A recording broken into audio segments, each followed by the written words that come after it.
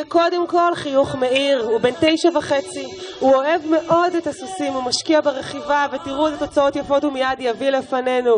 על אף גילו הצעיר ועל אף הסוס שיינר, סוס כבד, הוא מתוחכם, ואיך הוא מזיז אותו בקלילות.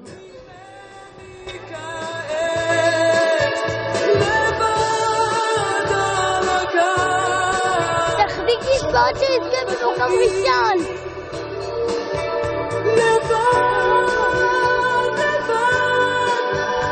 שבתות וחגים, אתה יודע איך הרגשתי כשראיתי אתכם ברחוב לא מזמן.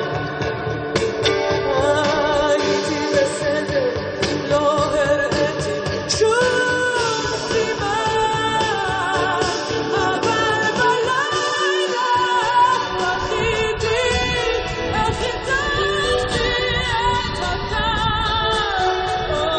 למה אני מתאהבת תמיד במה שאי אפשר לבד על הגן.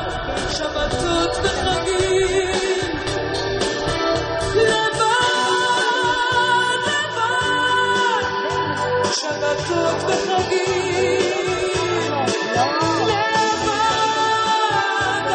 ועם ההליכה אחורה